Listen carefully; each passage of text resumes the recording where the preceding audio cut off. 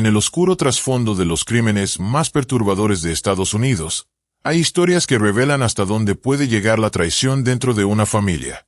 Hoy nos adentramos en un caso que estremeció a todo un país, la trágica muerte de Jared Bridegan, un joven padre de 4 hijos y trabajador de Microsoft, cuya vida terminó de la manera más brutal en el estado de Florida. Los divorcios, sin importar los años de convivencia o la aparente solidez de un matrimonio, suelen marcar rupturas dolorosas. Pero en algunos casos, los antiguos esposos se convierten en enemigos irreconciliables, decididos a arruinarse mutuamente, y en situaciones extremas, a desear la muerte del otro. Este no fue un simple divorcio. Fue una guerra abierta que terminó en sangre. Jared Bridegan, de apenas 33 años, fue víctima de una emboscada calculada. 3 personas han sido arrestadas acusadas de conspirar para acabar con su vida, y 2 de ellas enfrentan la pena de muerte. El caso no solo conmovió a la soleada Florida, sino que se convirtió en noticia nacional, dejando en evidencia cómo la ambición y el resentimiento pueden arrastrar a una familia al horror absoluto. La historia comienza en 1989, año en que Jared nació en Florida, dentro de una familia modesta y profundamente religiosa. Fue el segundo hijo de la pareja, creciendo junto a su hermano mayor, Adam, con quien forjó un vínculo inseparable desde la infancia. Ambos fueron criados en el seno de la Iglesia de Jesucristo de los Santos de los Últimos Días, donde la disciplina espiritual marcaba cada aspecto de sus vidas. En su adolescencia, Jared conoció en la iglesia a Mallory Bowden, quien más tarde lo recordaría como su primer amor verdadero. Sin embargo, la relación nunca prosperó hasta el matrimonio.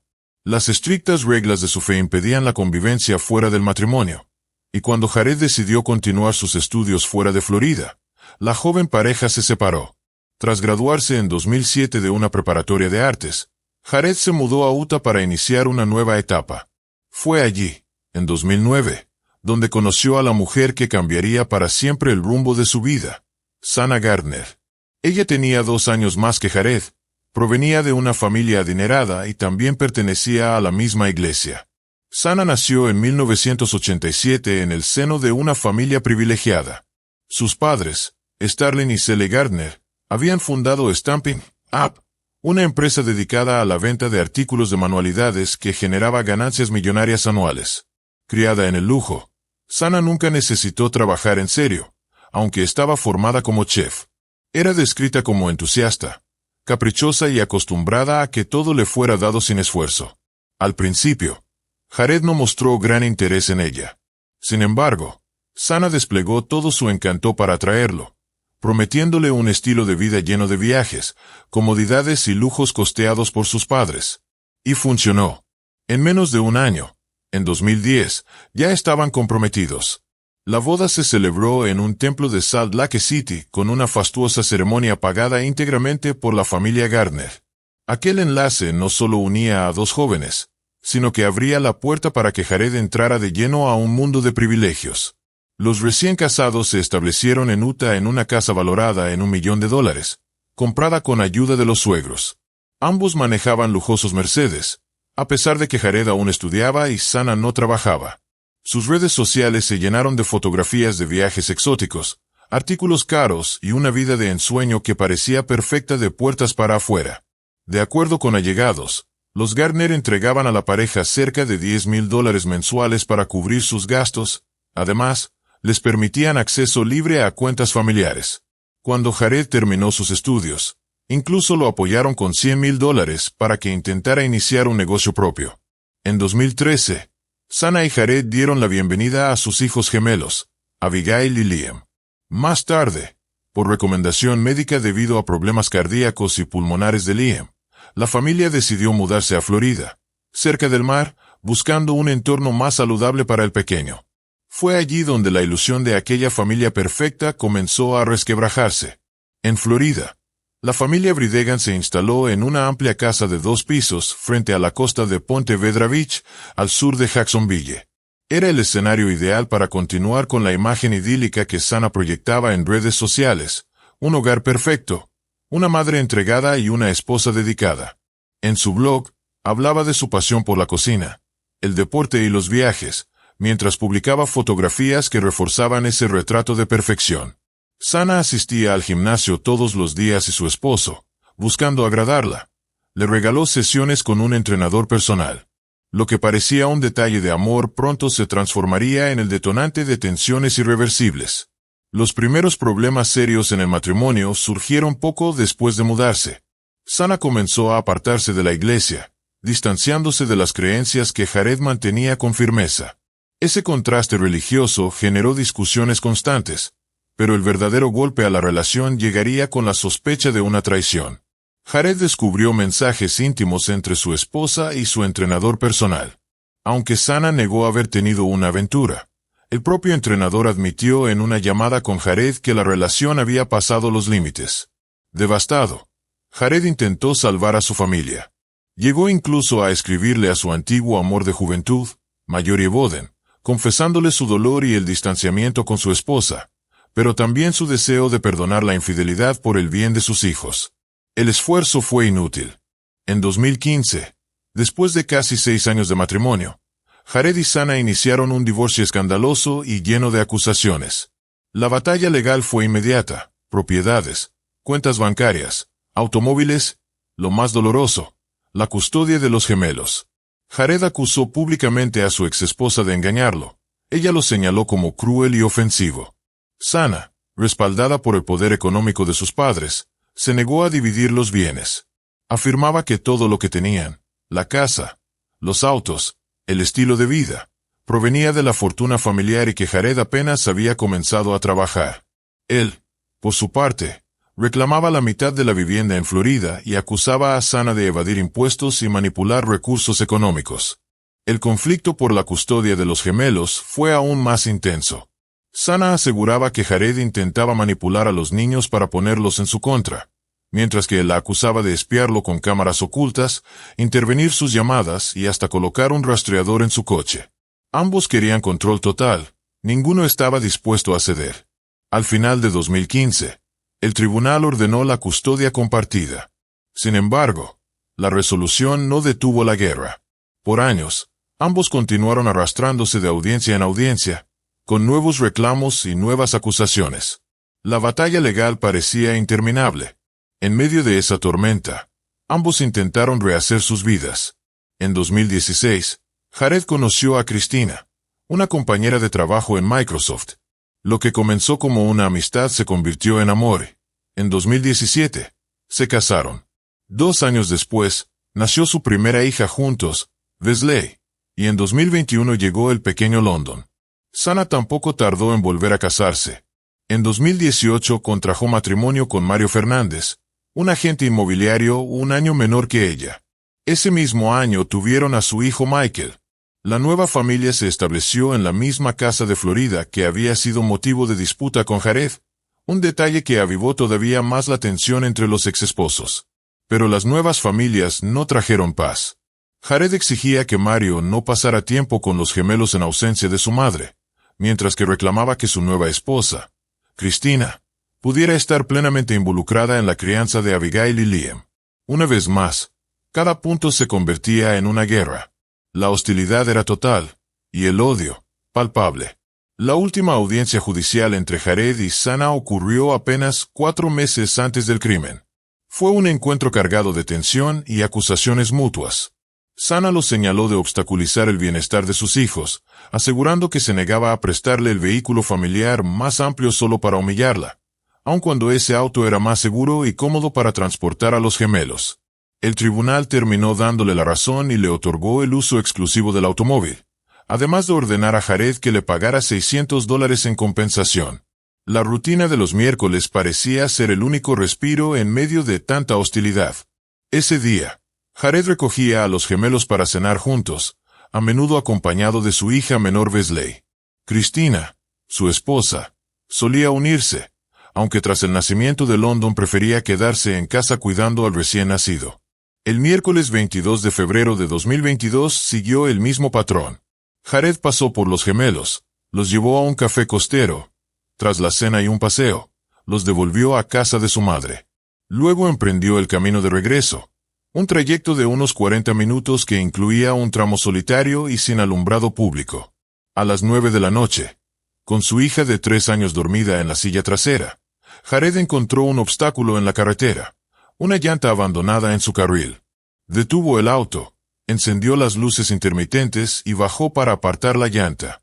Fue en ese instante cuando se escucharon los disparos. El asesino lo atacó con precisión mortal, dejándolo tendido en el asfalto antes de huir en la oscuridad. La pequeña que dormía en el interior del vehículo resultó ilesa. Un transeúnte que oyó los disparos se acercó con cautela y encontró a Jared en un charco de sangre. Llamó de inmediato a la policía y a los paramédicos, pero nada se pudo hacer. Jared estaba muerto. Minutos antes, Jared había hablado por teléfono con Cristina, avisándole que regresaba a casa en unos 15 minutos. Pero media hora después, y sin noticias suyas, Cristina comenzó a inquietarse. Marcó una y otra vez, hasta que finalmente un oficial atendió el teléfono y le informó de la tragedia, pidiéndole acudir al departamento de policía de Jacksonville Beach. La investigación reveló que la llanta había sido colocada deliberadamente para obligarlo a detenerse. Sus pertenencias estaban intactas, la billetera con efectivo, su teléfono y hasta una tableta permanecían en el vehículo. El robo quedó descartado. La policía entendió de inmediato que se trataba de una emboscada. Los investigadores preguntaron a Cristina si Jared tenía enemigos. Su respuesta fue contundente. Fuera de su conflictiva exesposa, no había nadie que deseara hacerle daño. Sin pruebas directas, evitó acusarla formalmente, pero la sospecha quedó sembrada. El caso era complejo. No había cámaras en la zona y los testigos solo escucharon los disparos y luego un vehículo que se alejaba a toda velocidad. En un esfuerzo por obtener pistas, la policía revisó grabaciones de cámaras cercanas. Así descubrieron un viejo Ford F-150 azul oscuro con detalles marrones que entraba en el área minutos antes del crimen y salía poco después. El hallazgo se convirtió en la primera pista sólida. La imagen del vehículo fue difundida públicamente y la familia de Jared hizo llamados desesperados en televisión, rogando a cualquiera con información que se acercara a las autoridades. La presión mediática creció. Sana y su nuevo esposo Mario fueron interrogados una y otra vez. Ambos negaron cualquier implicación. Ella admitió que su relación con Jared había sido tormentosa, pero aseguró que jamás desearía la muerte del padre de sus hijos. Incluso relató el dolor de los gemelos al enterarse de la noticia. Abigail lloró inconsolablemente durante horas, mientras Liam quedó paralizado en silencio. Aún así, las dudas sobre ella y Mario no se desvanecieron. La investigación apenas comenzaba a destapar la verdad. Ni Sana ni los gemelos asistieron al funeral de Jared.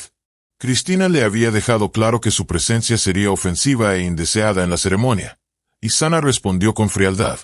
Si ella no podía ir, los niños tampoco estarían allí. La despedida se llevó a cabo sin ellos, sumando un nuevo dolor a la tragedia. Durante meses, la investigación avanzó en silencio. No había anuncios públicos, solo la certeza de que los detectives trabajaban sin descanso.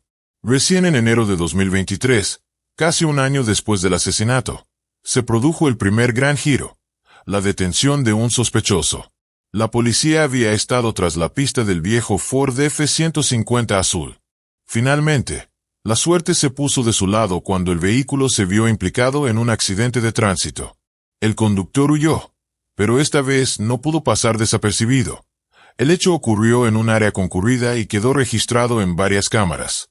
La camioneta fue identificada como propiedad de Henry Tenon, un hombre de 62 años con antecedentes criminales y sin empleo. Tenon fue arrestado y acusado de asesinato en segundo grado con arma de fuego, conspiración para cometer homicidio y emboscada premeditada. En una rueda de prensa, el jefe de la policía de Jacksonville Beach, Jonathan Paul Smith, junto con la fiscal Melissa Nelson, confirmaron los cargos. También anunciaron que Tenon no había actuado solo. Había más implicados. Consciente de la gravedad de los cargos y de la larga condena que lo esperaba, Tenon decidió colaborar. Su testimonio se convirtió en la llave que abriría el entramado criminal detrás del asesinato. La investigación descubrió que Tenon vivía en una casa alquilada cuyo propietario era Mario Fernández, el nuevo esposo de Sana. Allí, los agentes encontraron un arma oculta en el cuarto de Tenon. Las pruebas balísticas fueron concluyentes. Se trataba del arma homicida. La conexión con Mario era inevitable. El 16 de marzo de 2023, la policía arrestó a Mario Fernández.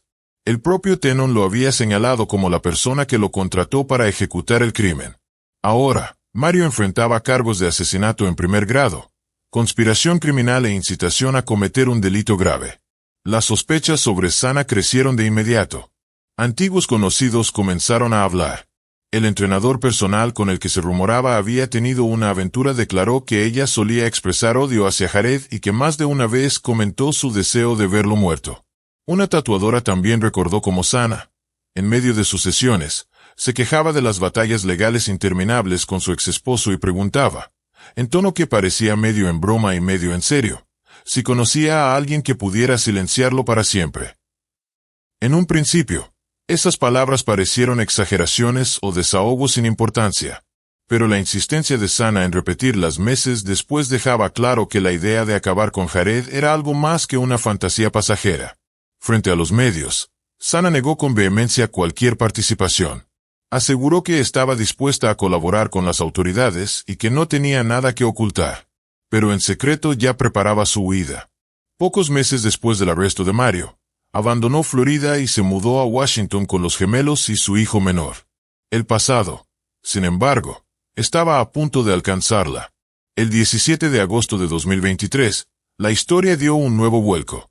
Ese día, agentes irrumpieron en el apartamento de Sana en el estado de Washington y la arrestaron bajo los mismos cargos que enfrentaba su esposo: asesinato en primer grado, conspiración y participación en la planificación de un crimen atroz. Fue trasladada de inmediato a Florida para ser juzgada junto con los otros implicados. La fiscalía señaló que el móvil detrás del asesinato era tan claro como escalofriante. Sana quería deshacerse de su exesposo para quedarse con la custodia completa de los gemelos y evitar la división de bienes que Jared seguía reclamando en los tribunales. Lo que para muchos era un conflicto matrimonial común, para ella se convirtió en una guerra que debía resolverse con sangre. Con los arrestos de Henry Tenon, Mario Fernández y Sana Gardner, el rompecabezas empezaba a completarse. Tenon, consciente de su destino, aceptó declararse culpable y testificar contra sus cómplices. Su confesión describía cómo había sido contratado, cómo se había planeado la emboscada y quién había dado las órdenes. A cambio, esperaba que la justicia tomara en cuenta su colaboración y redujera su condena, aunque con 62 años, cualquier sentencia prolongada era prácticamente una cadena perpetua. Mario, por su parte, admitió parcialmente su participación, pero se negó a incriminar a Sana. Su silencio parecía un intento desesperado por protegerla, aunque el peso de las pruebas en su contra era abrumador. Sana, en cambio, lo negó todo. Frente a las cámaras y en cada comparecencia, insistió en que era inocente, que jamás atentaría contra el padre de sus hijos y que todo era un montaje. Sin embargo, los testimonios de personas cercanas a ella, las pruebas materiales y la secuencia de los hechos pintaban un retrato muy diferente, el de una mujer decidida a eliminar al hombre con el que alguna vez compartió su vida, movida por el odio, la ambición y el deseo de control absoluto. Mientras tanto, los 3 hijos de Sana quedaron bajo el cuidado de sus abuelos maternos, Starlin y Sally Gardner, y de su tía Sara. Para muchos, fue un desenlace cargado de ironía. Los mismos padres que habían financiado la lujosa vida de la pareja, que les habían dado casas, autos y viajes, ahora se veían obligados a criar a los niños en medio de la ruina moral y legal de su hija. El juicio, aún en curso, mantiene a la opinión pública expectante. La fiscalía ha dejado claro que buscará la pena de muerte o, en su defecto, la cadena perpetua sin posibilidad de libertad condicional para Sana y Mario. La historia de Jared Bridegan, aquel joven que alguna vez soñó con una vida tranquila junto a su familia, terminó en una conspiración macabra que dejó huérfanos a 4 hijos y reveló el rostro más oscuro de la traición conyugal. El caso Bridegan permanece abierto y cada audiencia judicial destapa nuevas revelaciones que estremecen a la sociedad estadounidense. La imagen de Jared, un padre devoto y trabajador ejemplar, contrasta con la de sus victimarios, una exesposa consumida por el rencor, un segundo marido dispuesto a ensuciarse las manos y un sicario dispuesto a matar por dinero. Henry Tenon, el primero en caer, aceptó su responsabilidad y relató con detalle cómo se planeó la emboscada. Confesó que la colocación de la llanta en medio de la carretera fue un truco diseñado para obligar a Jared a detenerse y exponerse. Un plan simple pero letal. Con su testimonio, El círculo se cerró sobre Mario Fernández, finalmente, sobre Sana. Para los fiscales, ya no había dudas de que ella fue la mente maestra detrás del crimen. Las pruebas reunidas son contundentes: mensajes, declaraciones de conocidos y testigos, el arma homicida hallada en la casa vinculada a Mario, y sobre todo, la confesión del sicario. Cada pieza encaja en un esquema de odio y ambición donde lo único que importaba era destruir a Jared a cualquier precio. El proceso judicial se ha convertido en un espectáculo mediático. Sana aparece en la sala del tribunal impecable, con una calma estudiada, negándolo todo. Su discurso es el de una mujer víctima de una persecución, una madre que asegura haber sido malinterpretada. Pero los fiscales la describen de otra forma: una mujer fría, calculadora y obsesionada con controlar el destino de sus hijos y los bienes disputados. La opinión pública se divide. Algunos se preguntan cómo una madre pudo tramar la muerte del padre de sus propios hijos, mientras otros ven en ella el rostro de un resentimiento que nunca fue tratado y que se transformó en violencia. Los medios reproducen una y otra vez la historia, y cada detalle nuevo enciende más el debate. Mientras tanto, los hijos de Jared, los gemelos Abigail y Liam, y los pequeños Wesley y London, crecen con la sombra de una tragedia que marcó para siempre sus vidas. Los mayores quedaron al cuidado de sus abuelos maternos, pero inevitablemente cargarán con el recuerdo del conflicto entre sus padres y la muerte brutal de su padre. Para la fiscalía, no hay margen de duda. Exigirán la pena de muerte o cadena perpetua sin derecho a libertad condicional para Sana y Mario. El argumento es claro. La emboscada no fue un arrebato. Fue una conspiración planificada con frialdad, un asesinato premeditado en el que incluso se puso en riesgo a una niña de 3 años que viajaba en el coche. El nombre de Jared Bridegan quedará ligado a un caso que expuso lo más oscuro de las disputas familiares. Como un divorcio que comenzó con pleitos económicos y resentimientos personales, escaló hasta convertirse en un crimen de odio que estremeció a todo un país. Hoy, el nombre de Jared Bridegan sigue siendo recordado no solo por la brutalidad de su muerte, sino también por lo que representa su caso: el límite extremo al que puede llegar la ambición, el resentimiento y la falta de empatía dentro de una familia rota. Los 3 acusados enfrentan destinos distintos. Henry Tenon, el sicario, ha aceptado su culpa y coopera con las autoridades, sabiendo que, a su edad, los 15 años de condena mínima que le esperan podrían equivaler a morir en prisión. Mario Fernández, señalado como el intermediario que gestionó la emboscada, mantiene silencio respecto a su esposa, pero cada prueba lo hunde más en la conspiración. Y Sana, el rostro más polémico del caso, persiste en proclamarse inocente, aferrada a un discurso que ya pocos creen. La fiscalía ha reiterado que buscará las penas más severas, la ejecución o la cadena perpetua. Los abogados defensores, en cambio, intentan sembrar dudas, apelando a la falta de grabaciones directas o a la supuesta manipulación de testimonios. Sin embargo, el peso del relato de Tenon, las pruebas balísticas y los antecedentes de odio expresado por Sana se han convertido en una montaña difícil de escalar. Mientras los juicios se desarrollan, los hijos de Jared y Sana siguen creciendo lejos del bullicio mediático. Están bajo el cuidado de sus abuelos maternos y de su tía, quienes tratan de darles estabilidad en medio del caos. Pero el trauma es inevitable. 2 de ellos perdieron a su padre en una emboscada cruel, y a su madre la ven enfrentarse a la posibilidad de morir en prisión o de ser condenada a la pena capital. La historia de Jared Bridegan es un espejo oscuro que refleja hasta dónde puede llegar la guerra en un divorcio tóxico. Una historia donde la religión, el dinero y la ambición se entrelazan con un final sangriento. Un crimen que mostró que, detrás de la fachada de familias acomodadas y vidas de lujo, pueden esconderse odios capaces de destruirlo todo. Hoy, la justicia tiene la última palabra. El país entero espera la resolución del juicio que marcará el destino de Sana Gardner y Mario Fernández. Pero, más allá de las condenas, el vacío dejado por Jared es irreparable. Su nombre quedará como símbolo de una tragedia familiar que, por su brutalidad y su trasfondo, será recordada como uno de los casos más impactantes en la crónica criminal de los Estados Unidos.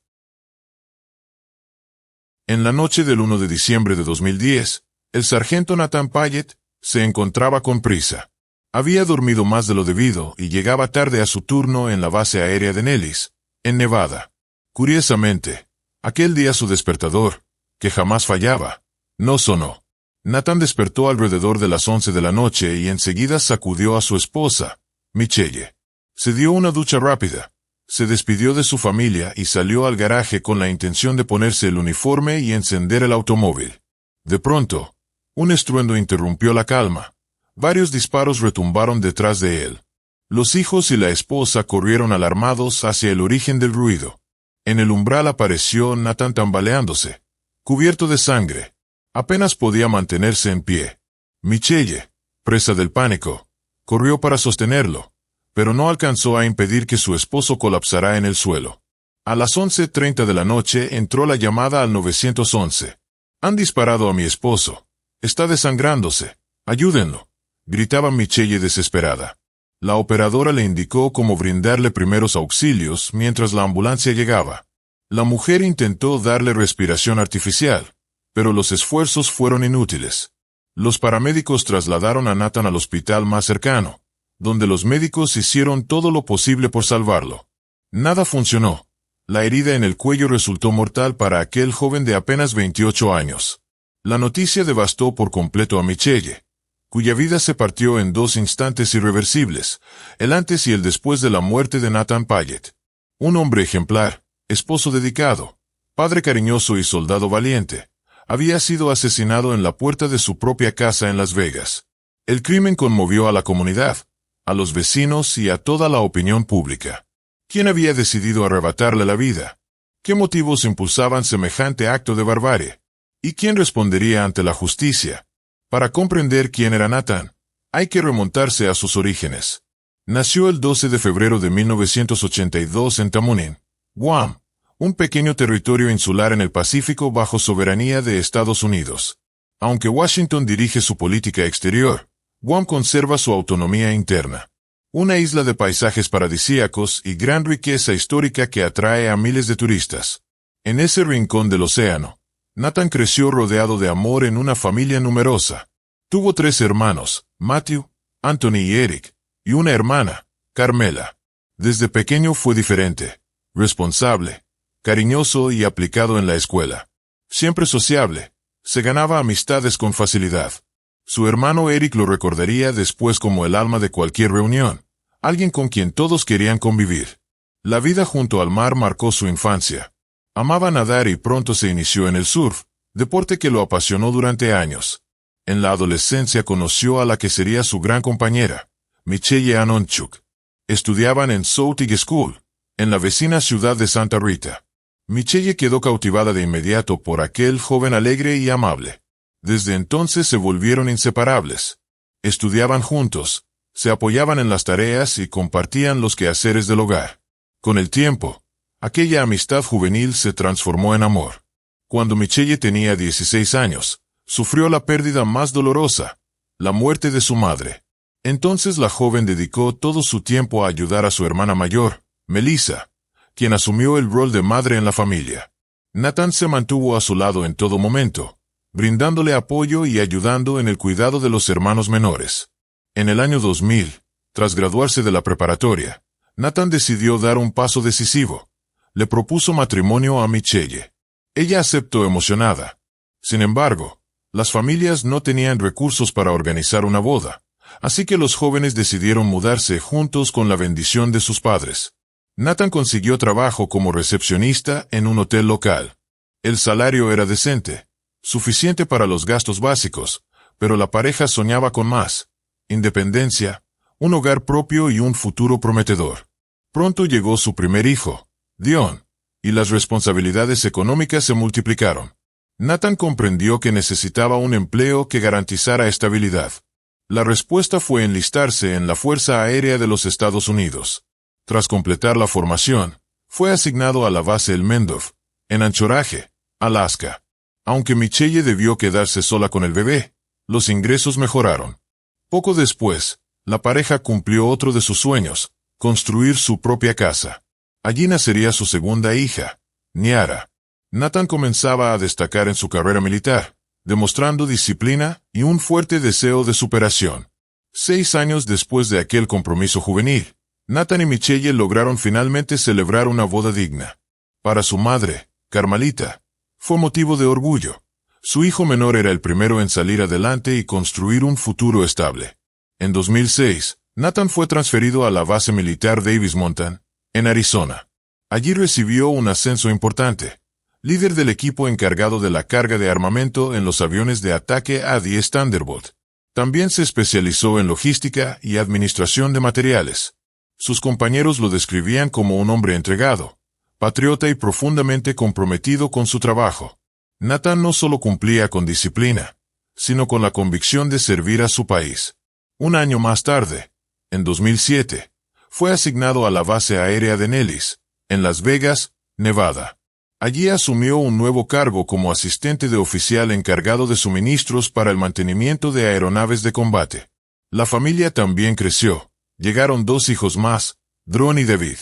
Michelle se sintió fascinada con la ciudad. Consideraba que Las Vegas era el lugar ideal para vivir y Nathan, siempre atento a sus deseos, decidió buscar una casa adecuada para todos. El inmueble que eligió era amplio, luminoso y se encontraba a unos 40 minutos de la base. Con sus ahorros hizo el pago inicial y la familia se mudó, ilusionada por aquel nuevo comienzo. Michelle estaba encantada, organizando cada rincón de su nuevo hogar. Sin embargo, con el tiempo las exigencias comenzaron a superar los ingresos. El sueldo de Nathan no alcanzaba para mantener el estilo de vida que habían adoptado. La tensión económica pronto ensombreció la ilusión de aquel sueño cumplido. La historia es conocida. Las dificultades financieras han roto más de un matrimonio. Nathan y Michelle no fueron la excepción. Él, consciente de la situación, buscó una solución drástica. En 2009, mientras Estados Unidos mantenía la guerra en Irak, se ofreció como voluntario para servir en el frente. Su misión duró 6 meses. Durante ese tiempo, la situación económica de la familia mejoró notablemente. Tras un breve descanso en casa, Nathan decidió regresar a la zona de combate. Mientras Nathan arriesgaba la vida en Medio Oriente, Michelle lidiaba con la soledad y la angustia de criar a 4 hijos. Aun con el alivio financiero, la idea de estar sola la atormentaba. Acostumbrada a un determinado estilo de vida, le resultaba inconcebible vivir de otra manera. Para distraerse, consiguió empleo en una empresa de telemarketing que ofrecía tarjetas corporativas de crédito. Aquel trabajo le permitió conocer nuevas personas, además, le dio cierta independencia económica. Michelle también buscaba superarse y se inscribió en una escuela de estética con la intención de iniciar su propio negocio algún día. Sin embargo, mientras Nathan se encontraba en casa todo parecía en calma. El problema surgía cuando debía marcharse nuevamente.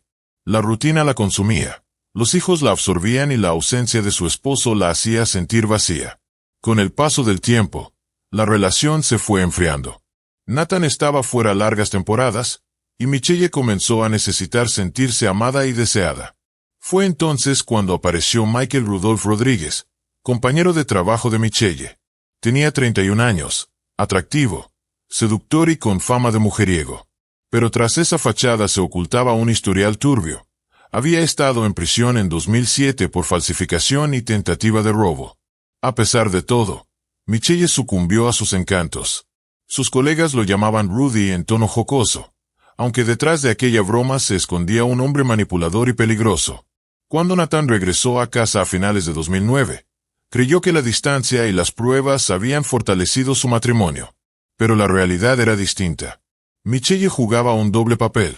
Mantenía la fachada de esposa amorosa, pero a escondidas continuaba con su romance.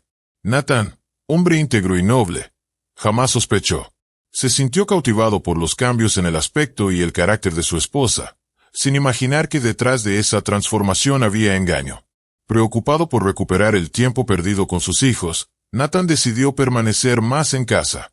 Buscó formas de incrementar sus ingresos sin ausentarse por largos periodos. Empezó a trabajar turnos nocturnos para ganar salario doble y además impartía clases privadas de béisbol infantil, adaptando un método simplificado para los más pequeños. Todo lo hacía con el único objetivo de dar lo mejor a su familia. Pero el disfraz de Michelle duró poco. En cuanto la estabilidad financiera volvió a tambalearse, su actitud cambió de nuevo. La relación se deterioró rápidamente. Durante la Cena de Acción de Gracias de 2010, el hermano de Nathan, Eric, y su esposa, Verónica, visitaron a la familia. No tardaron en percibir la tensión que reinaba en la casa. La pareja ya no era la misma. Los problemas, tanto personales como económicos, se mostraban imposibles de ocultar. Las dificultades eran cada vez más evidentes. Una despensa casi vacía, un refrigerador sin provisiones y un ambiente cargado de silencios incómodos. Apenas una semana después, el 1 de diciembre de 2010, la vida de la familia Payet cambió para siempre. Aquella noche, a las 11:12, Michelle recibió un mensaje de Michael Rodríguez. «Espero que te sientas mejor», escribió. Acto seguido agregó: «El contrato de Van de YK para mañana está casi finalizado». 2 minutos después, insistió: «Si no te sientes bien, avísame. Te daré un par de días de descanso. Recuerda que valoro tu ayuda». A las 11:19, Michelle respondió: «Mi esposo acaba de despertarse. Está a punto de salir de la casa. Pero creo que hoy llegará tarde. Jaja. Siento que el contrato te esté dando tantos problemas». Para cualquiera, aquel intercambio podría pasar inadvertido. Pero no era una conversación laboral ni casual. Eran mensajes codificados, una clave para un plan siniestro. Desde hacía meses, Michelle ya no quería estar con Nathan, pero tampoco pensaba divorciarse. Sabía que la separación no le traería más que deudas, pleitos y la reducción de su nivel de vida. En su mente, el divorcio equivalía a perderlo todo. En cambio, la muerte de Nathan le aseguraría algo más tentador: la póliza de seguro militar que superaba los $650,000 en caso de fallecimiento. Esos pensamientos oscuros comenzaron a obsesionarla.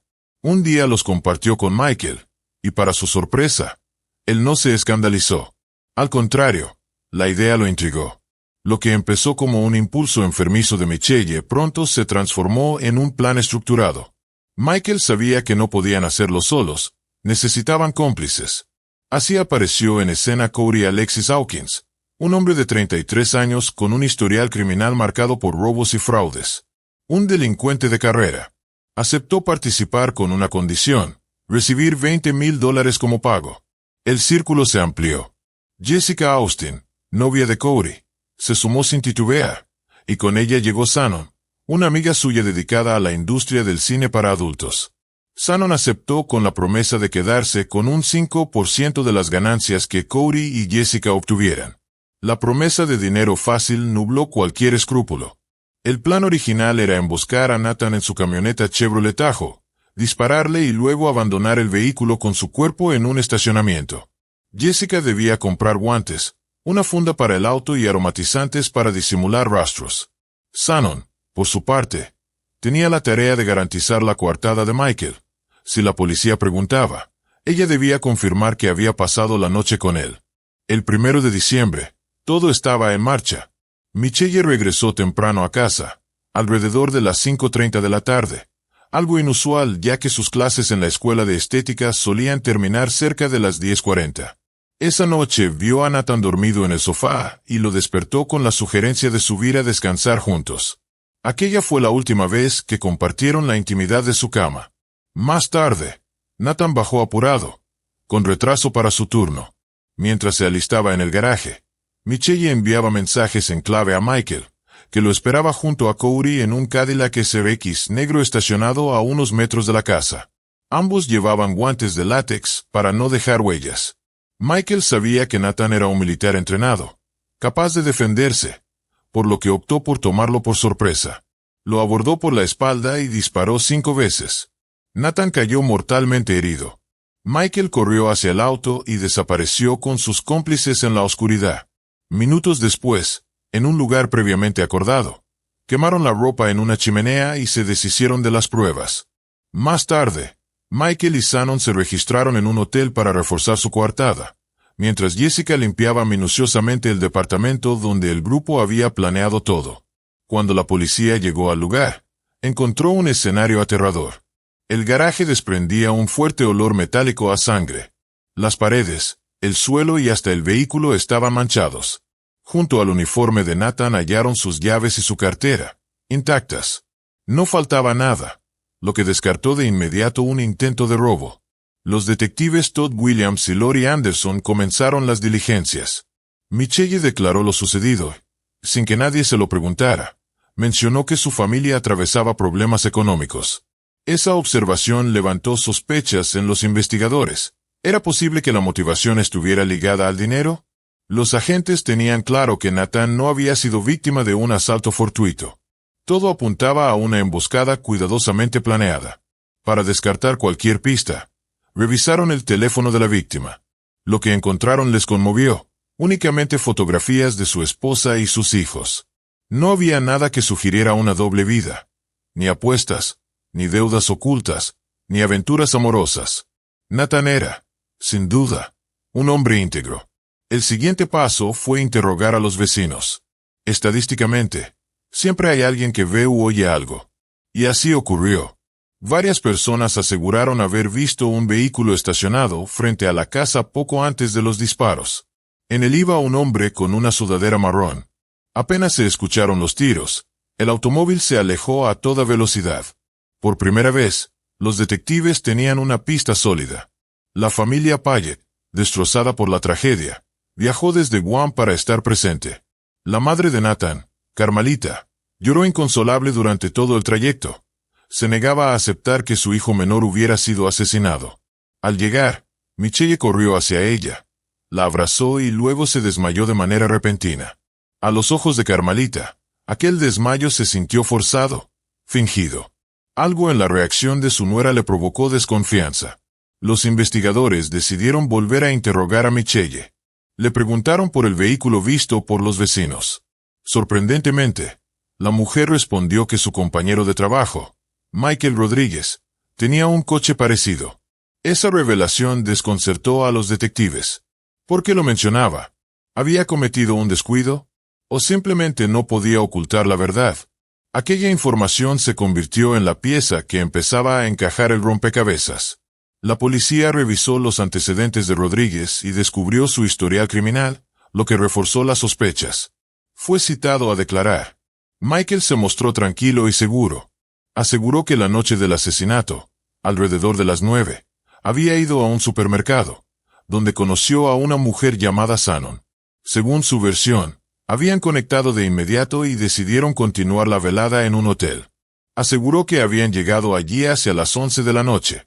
Los agentes llamaron a Shannon para corroborar la historia.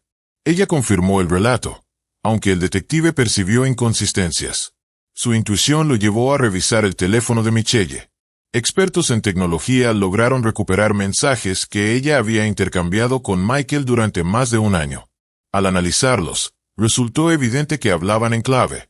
El supuesto contrato de Van de YK era en realidad la forma en que planeaban el crimen. Con esos datos, la sospecha era casi certeza. Michelle y Michael estaban involucrados. Sin embargo, las pruebas aún no eran concluyentes. La policía decidió dejarlos en libertad momentáneamente, mientras reunían más evidencias. Michelle fue llamada de nuevo a declarar. Nerviosa y visiblemente incómoda, comprendió que los oficiales sabían más de lo que ella imaginaba. En un intento por adelantarse, confesó haber tenido un romance con Michael. Poco después, admitió que meses atrás habían hablado de asesinar a Nathan para quedarse con el seguro de vida. Se justificó diciendo que luego se había arrepentido y que incluso trató de detener el plan apagando la alarma de su esposo aquella noche, esperando que los cómplices desistieran. Pero sus palabras no convencieron a nadie. La frialdad de sus mensajes y el detalle de un emoticón sonriente que envió a Michael justo después de la muerte de Nathan desmentían cualquier remordimiento. El caso dio un giro cuando Shannon, la mujer que había servido como coartada, se presentó por voluntad propia ante la policía. Dijo que Michael la había manipulado para que confirmara su versión.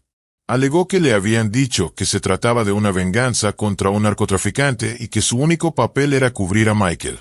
Cuando me di cuenta de que me estaban usando, corrí a hablar con ustedes. Temía por mi vida, declaró. La policía corroboró su testimonio revisando las cámaras del hotel. Descubrieron que Shannon y Michael no habían llegado a las 11, como él aseguraba, sino a las 11:40, después del asesinato. Aquello derrumbaba por completo su coartada. Con esa información, los detectives llegaron hasta Corey Hawkins y Jessica Austin. Corey lo negó todo al principio, sabiendo que como reincidente su castigo sería mucho más severo. Jessica, en cambio, terminó cediendo y confesó su participación, revelando detalles del plan y comprometiendo aún más a todos los implicados. El 7 de diciembre de 2010, la capilla de la base aérea de Nellis se llenó de silencio y dolor. Compañeros de armas, amigos y familiares se reunieron para rendir homenaje a Nathan Payette. Michelle decidió no asistir. Alegó no estar de ánimo, pero su ausencia levantó más de una ceja. Entre los presentes, muchos recordaban la fortaleza, la disciplina y la entrega del joven sargento. Su comandante habló de las misiones que había cumplido con valentía, siempre con modestia y sin buscar protagonismo. Eric, su hermano, tomó la palabra con voz quebrada. Mi hermano siempre fue un ejemplo para mí y para toda la familia. Amaba la vida, amaba a su esposa y a sus hijos.